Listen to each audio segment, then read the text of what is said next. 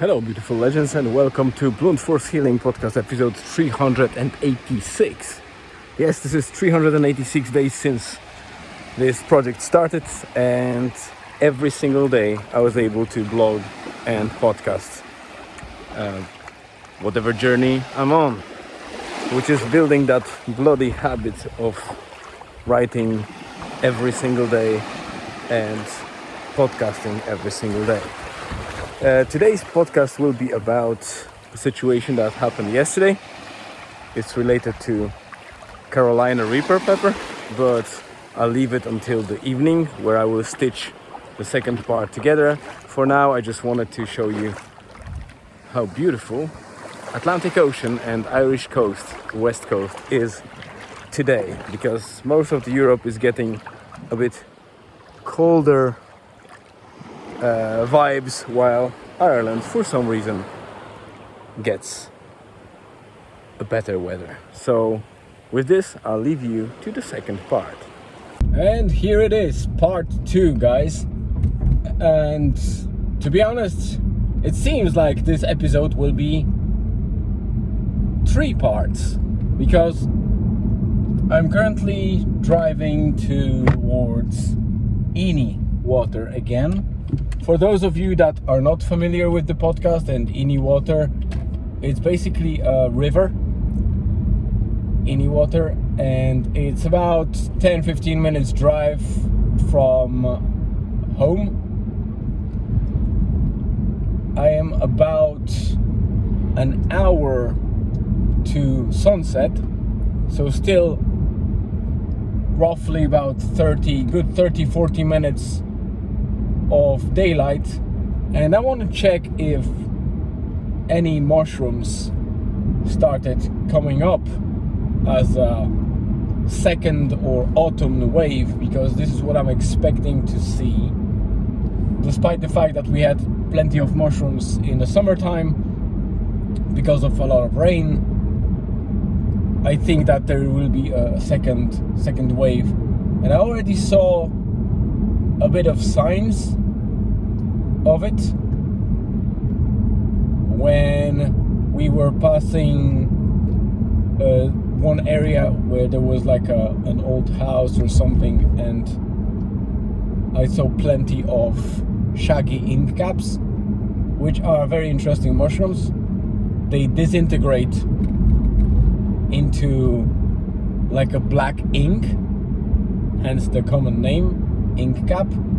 Ink caps are actually a group of mushrooms that are made of good couple of species.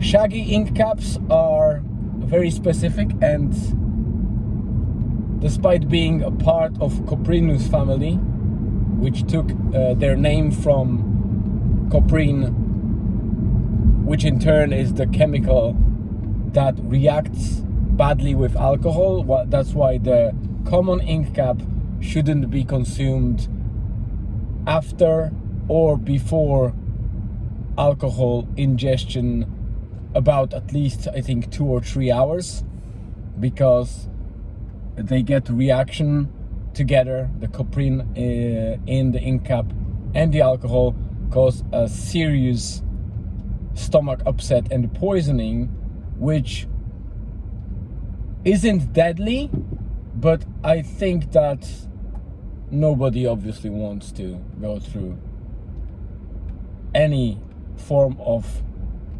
intoxication and in fact poisoning out of their own choice, albeit we all get intoxicated by alcohol very often, I guess, as a culture across the world. Obviously those that don't drink alcohol at all, they don't, but we know that it's a very human thing to drink alcohol, and at any age and generation of people, there are people that basically like to drink alcohol.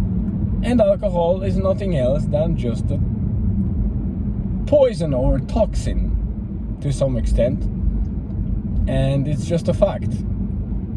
The thing is that it's not deadly or harmful if used, in moderation. Unless you use it in the moderation but very regularly, then it's a bit out of moderation, then it might damage, let's say, your liver over time, over a very long time, and cause some troubles later in your life. But yeah, it's not like the toxin that would kill you straight away or cause any serious impact unless you drink a lot of alcohol. And yeah, this mushroom is very specific because, and a couple of other mushrooms that either contain coprin or some other compounds that quickly react with alcohol and basically cause poisoning. Shaggy inkcap, despite being in the inkcap family and looking like a common inkcap, it's slightly different.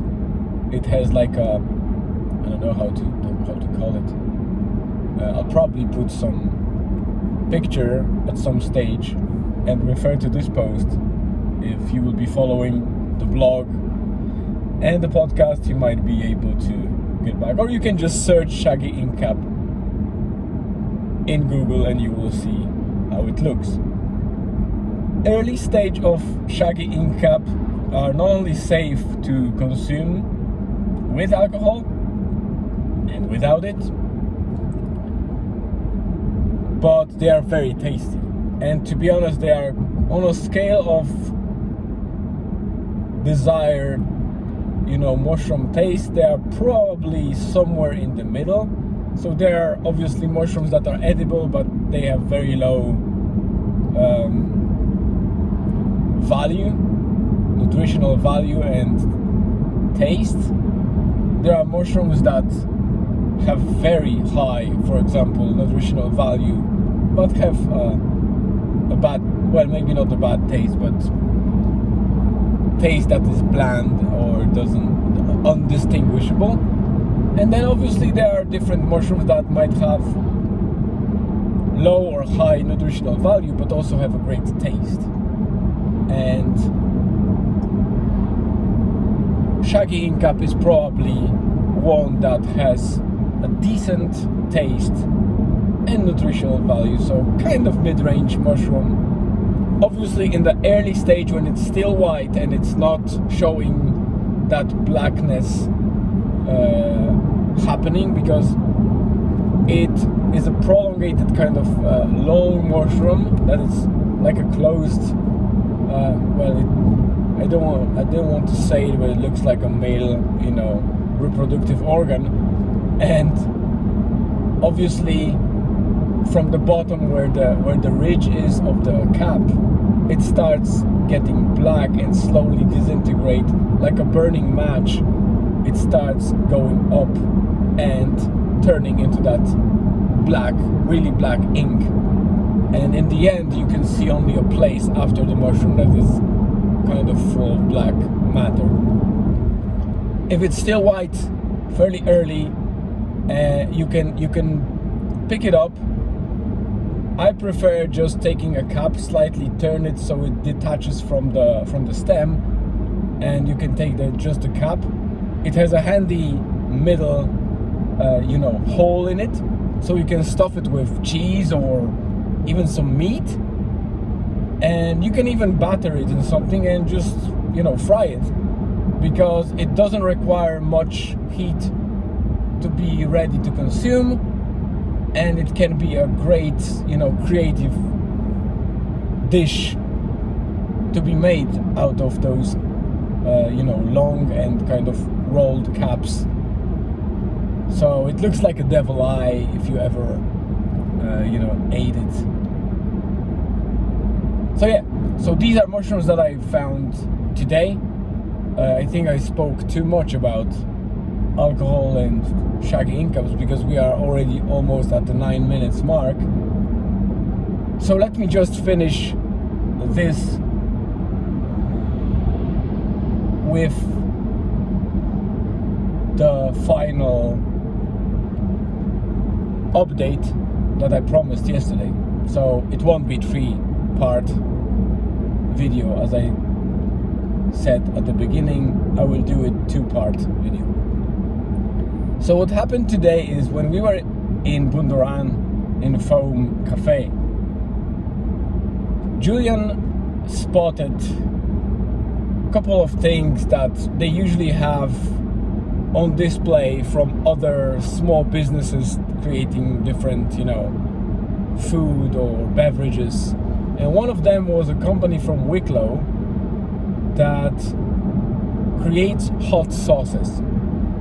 And there were different hot sauces like the chicken wings or just chicken marinade sauces, and also sauces that you can add to any dish like a Tabasco sauce or things like that. And they were made of different chili or different chili peppers kinds, and they were marked with pepper scale, how hot they are. And obviously the first one was with a single pepper, the second one was with 3 or 4 pepper symbols, and then there were other 2 that were 6 and 7 respectively. So you can imagine they must have been hot. And because Julian is a huge fan of spiciest peppers in the world, and he knows a lot about it, kids nowadays learn these things from YouTube, and I guess it's entertaining to know the scale and the most or the spiciest peppers in the world. And he suggested that I should take the spiciest one, which was made out of 50%. Well, 50% of that sauce was made from Carolina Reaper, and on top of that there was 1% of dried Carolina Reaper added to it. And Carolina Reaper is currently and formally and officially by the Guinness World Records the hottest pepper in a scale of Scoville. Scoville was a pharmacist, I believe, that came up with the idea of the scale of spiciness that relates to the amount of capsaicins, which are basically the substances that are responsible for making things hot and spicy. And that scale starts from 0 up to, I believe at the moment, Carolina Reaper is 1.6 million units. This is how hot it is. In comparison, I can tell you that I think jalapeno peppers and cayenne pepper are on that scale with 25,000 to 50,000 units. So you can imagine how much of a gap is between Carolina Reaper and those mushrooms. If you ate ever jalapeno or cayenne pepper and it was very hot, and it's even in the top range, that would be 50,000 Scoville units, Scoville hotness units, which is SHU. Carolina Reaper is 1.6 million. So that's hot, proper hot. And obviously I wouldn't eat the pepper itself, because that would be irresponsible.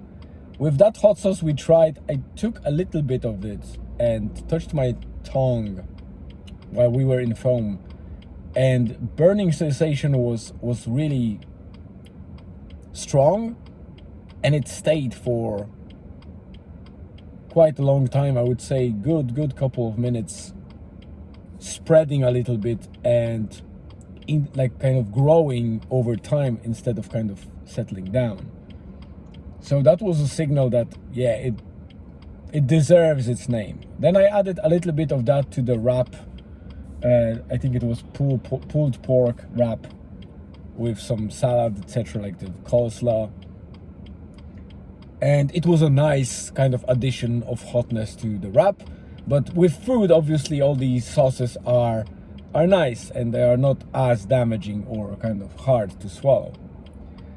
So we came home, and in the evening I agreed with Julian to test it out. And he proposed to use like a,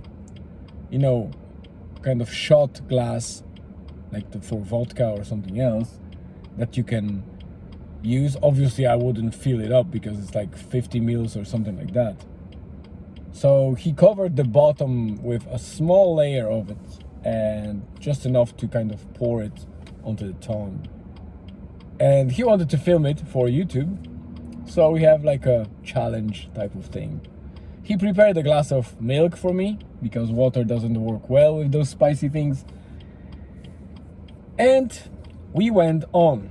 The problem was that first I didn't eat much, so my stomach wasn't fully empty, but I was only binging on things, so it wasn't also full after a meal, which if you try spicy food, you shouldn't do that on empty stomach or nearly empty stomach. That's the first mistake that I did.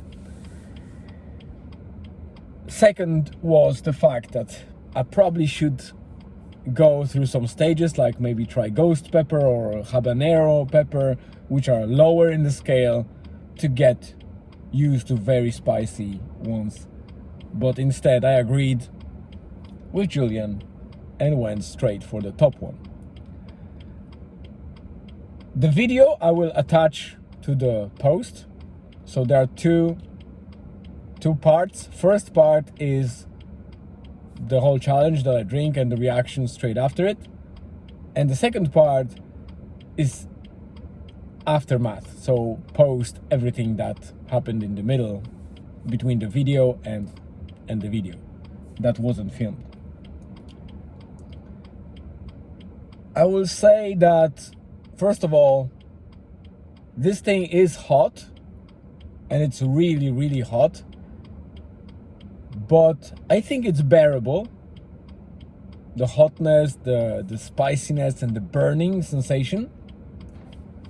But I think the worst part was that I poured it over my tongue, and then instead of spreading it and slowly letting it go through my, digestive system, I swallowed this thing, kind of most of it, into my stomach straight away. And I'll tell you what the effect was.